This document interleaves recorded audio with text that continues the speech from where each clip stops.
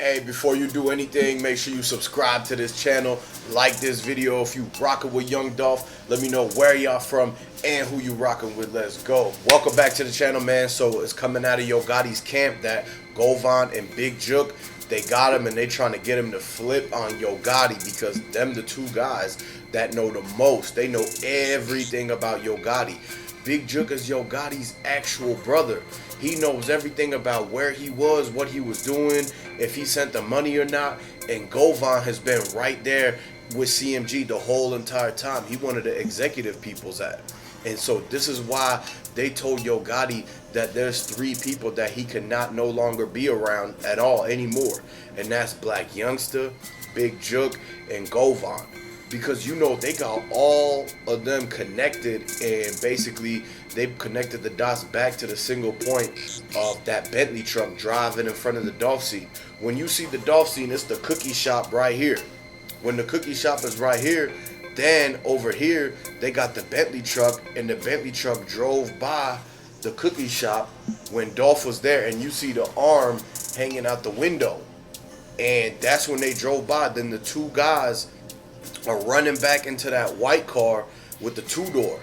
And so all of this, they know that the people that's in the car had to have been narrowed down to either Moneybagg, Yo Gotti, Big Jook, Blac Youngsta, or any one of them, Govan, right? Because it could fit 6, 7, 8 people inside of that Bentley truck. And so this is why they don't want them together no more. If Blac Youngsta gets caught hanging around Yo Gotti or Big Jook or vice versa, any of them are with Yo Gotti, then basically they're going to make it to where they think that they trying to get out of this whole entire thing, man. Just like how they told Lil Durk and King Von that they couldn't be together at all during their whole entire hearing, man.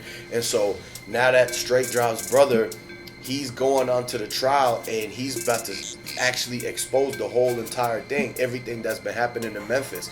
He knows all the people that got hit up. He knows when they sent them hits, man, because if he told on his own brother, that means that they must have tried to give him a lot of time. They must have known the connections between everybody, and they know for a fact that if they got Straight Drop, then Straight Drop, he might not tell because he's more loyal to CMG. He's more loyal to Yo Gotti, Moneybagg Yo, and Blac Youngsta. That's why he even agreed to doing this whole thing, because he didn't care about who was who, which sides, or anything like that. He just wanted to get something that was going to give him the most clout. You got to understand that Straight Drop, he already had a previous situation that they should have never even let him out for, man.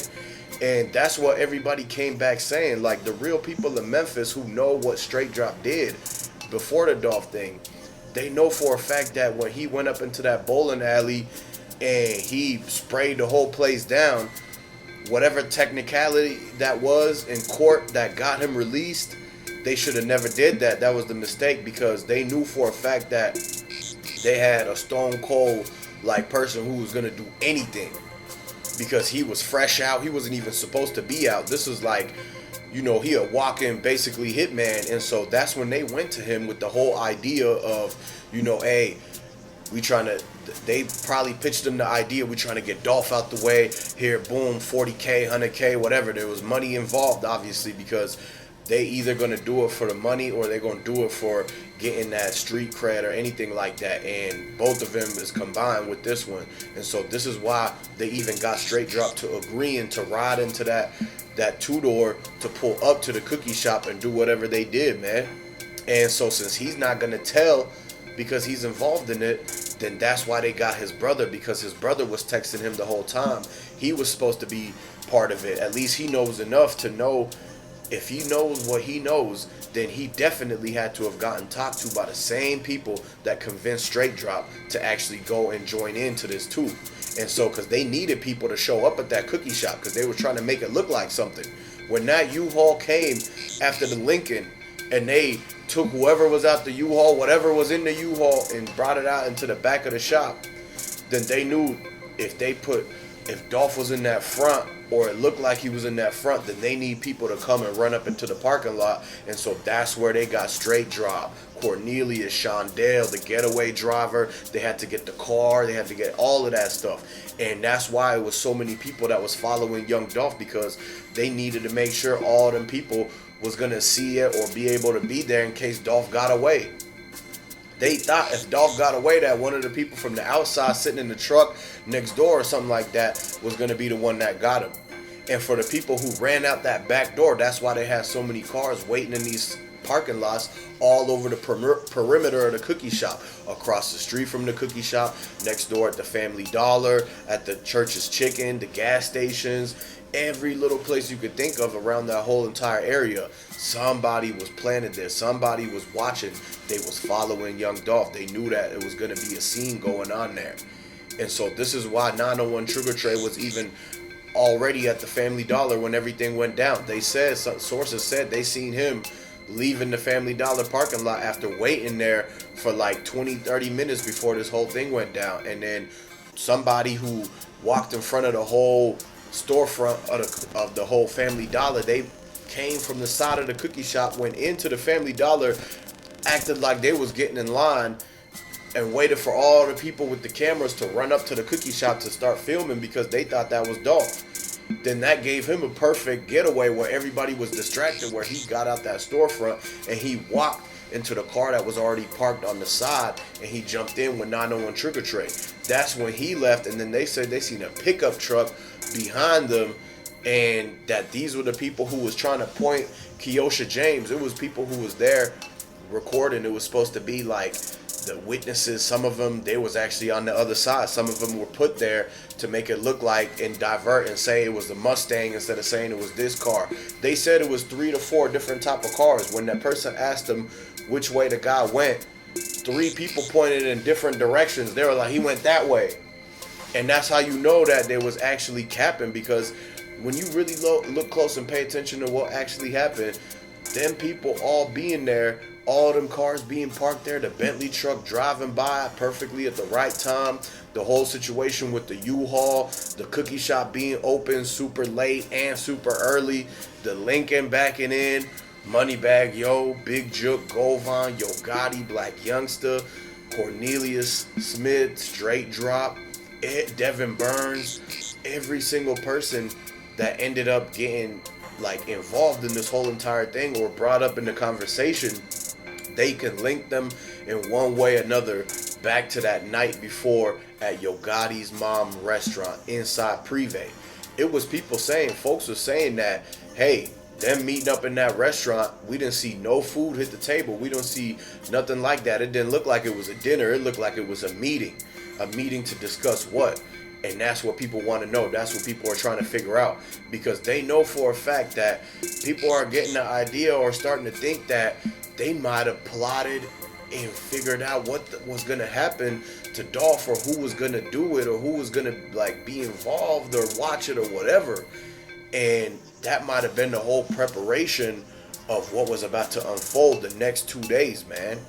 Because the first day is when Dolph did that interview. He was at that gas station and everything like that. He could have been at the gas station before the interview. But they know that somebody who was there that seen that picture of him at the gas station said it wasn't even the same day that he got hit up. And so that's why we trying to figure out, how was he wearing the same yellow shirt then inside the cookie shop, the same yellow shirt inside that Ruth Chris. So when exactly did Dolph end up going missing, basically? Because his family said right away when they first interviewed him, they didn't say nothing about him getting cookies for them. They didn't say nothing about he was going to go to the cookie shop or anything like that. As a matter of fact, the first reports that came out from the family, Dolph people said that he was actually missing for 2 days. They had not seen him come home. They didn't want to report him missing because it's a certain amount of time that the people actually have to be gone before you report them missing. They knew that he just hadn't returned home. They didn't know if he went to one of his mansions, if he went to one of his businesses, if he went back somewhere else chilling with a girl. Who knows, right?